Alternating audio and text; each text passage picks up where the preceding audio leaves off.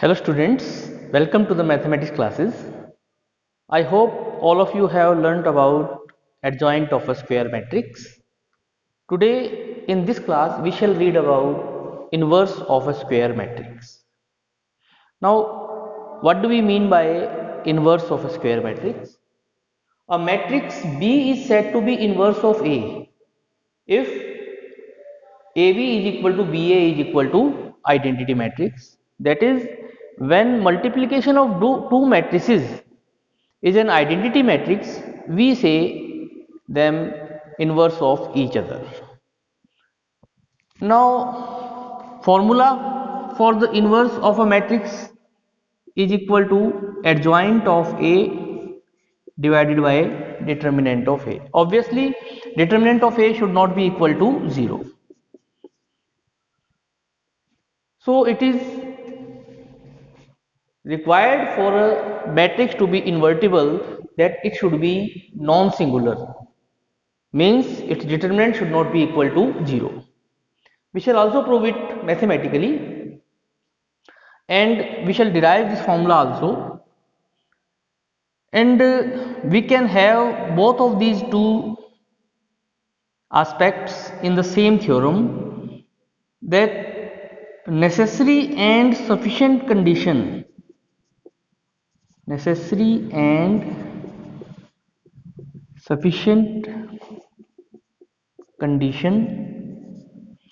for a matrix A to be invertible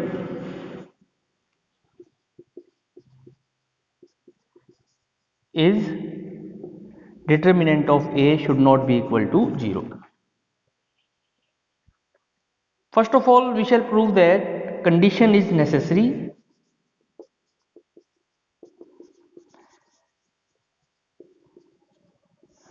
Condition is necessary, so it means we are given that A is invertible. A is invertible. We shall prove that in this case determinant of A is not equal to 0. Let B is inverse of A. Now by definition we know that if B is inverse of A, then AB is equal to BA is equal to IN. If we take determinant of these matrices, then their determinants are also equal. We also know that determinant of AB is equal to determinant of A multiplied by determinant of B, and determinant of BA is equal to determinant of B multiplied by determinant of A, and determinant of identity matrix is 1.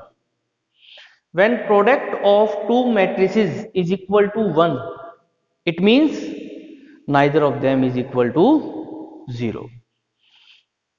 Determinant of A is not equal to 0. So this condition is necessary when we have a matrix invertible. In next phase of this theorem, condition is sufficient.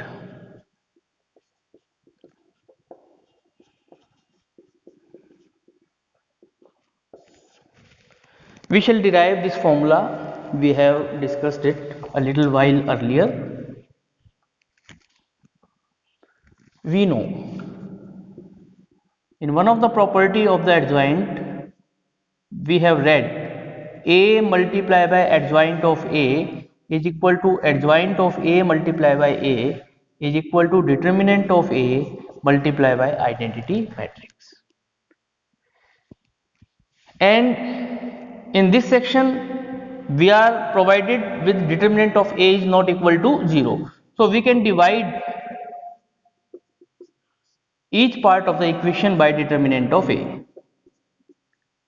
Adjoint of A divided by determinant of A multiplied by A, and in this part determinant of A will be cancelled. Now compare it with the definition of inverse, that A multiplied by a matrix is equal to that matrix multiplied by A and result is identity matrix. It means A inverse is equal to adjoint of A divided by determinant of A. From here we not only find the formula for A inverse but also that when determinant of A is not equal to 0, then its inverse will exist.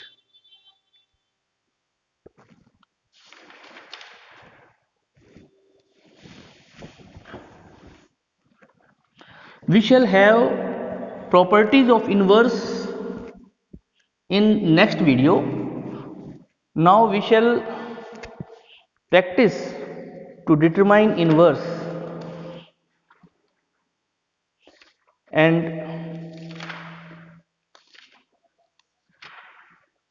for example we are having a question A is equal to 2335. First of all we shall have determinant of A 2335, 10 minus 9 which is equal to 1, which is not equal to 0, therefore A inverse exists. Now adjoint of A, and as you have remembered that we can determine adjoint of A directly by interchanging the diagonal elements 5 in place of 2 and 2 in place of 5 and inserting negative sign in non-diagonal elements. This is your adjoint of A. Now what is formula for A inverse? Adjoint of A divided by determinant of A. So 5 minus 3 2, and when we shall divide it by determinant of A which is 1 in this case, it will leave no effect on the elements of the matrix. So A inverse we have determined it. We shall have one more question.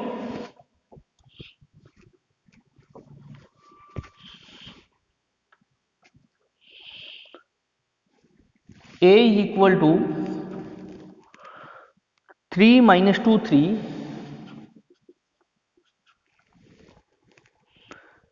2 1 minus 1, 4 minus 3 2.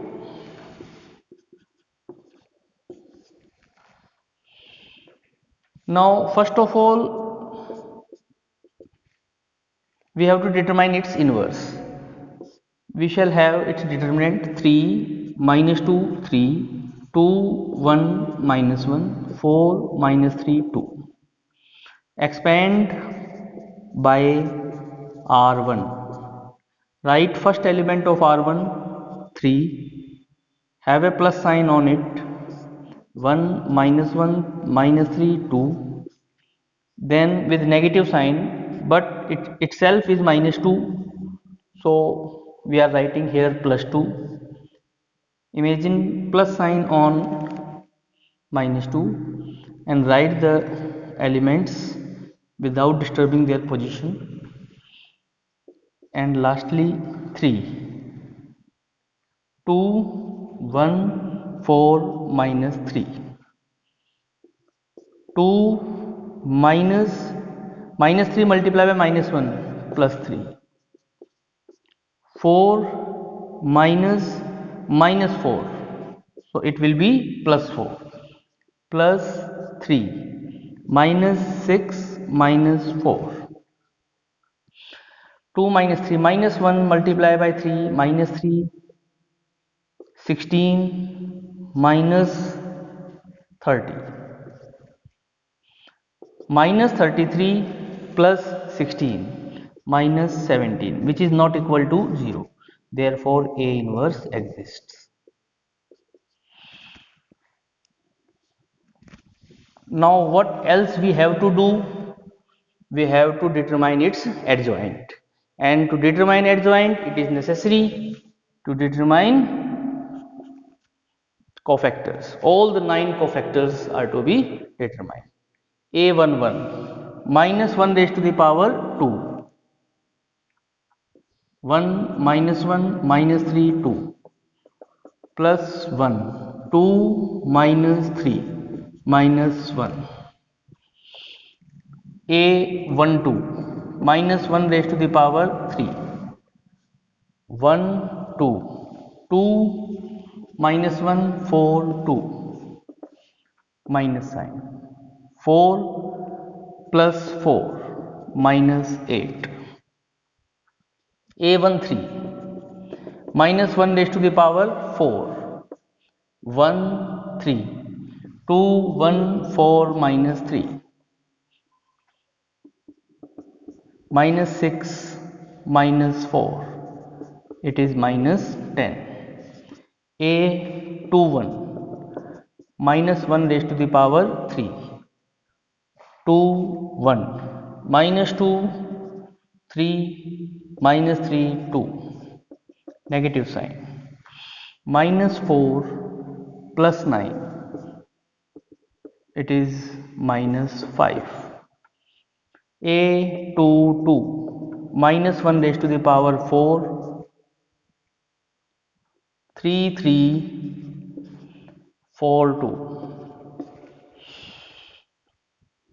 positive sign with 6 minus 12 minus 6 a 2 3 minus 1 raised to the power 5 2 3 3 minus 2 4 minus 3 negative sign minus 9 plus 8 plus 1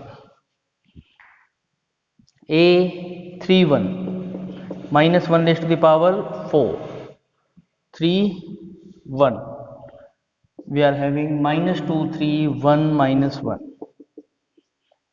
2 minus 3 minus 1 a 3 2 minus 1 raised to the power 5 3 2 3 3 2 minus 1 minus minus 3 minus 6 plus 9 last cofactor a33 minus 1 raised to the power 6 3 minus 2 2 1 positive sign 3 plus 4 7 so adjoint of a replace the elements by their corresponding cofactors minus 1 minus 8 minus 10 minus 5 minus 6 1 and minus 1 9 7 and its transpose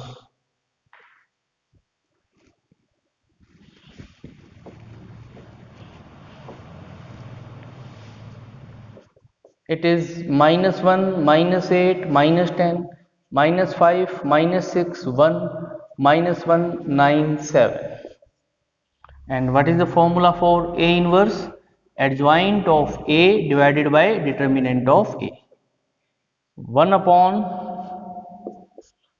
what is the determinant of A it is minus 17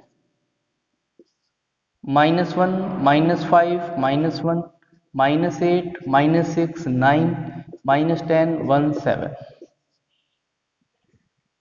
you can leave your answer here and negative sign can be also introduced and 1 upon 7 you can divide each of the element by 17 that will be the same thing but all what you have to do is to determine A inverse so you shall not have any problem regarding these questions sometimes you have to verify the properties of the inverse and you can do it very well if you know how to determine inverse of the matrix so practice these questions guys and girls and any of the problem will be entertained thank you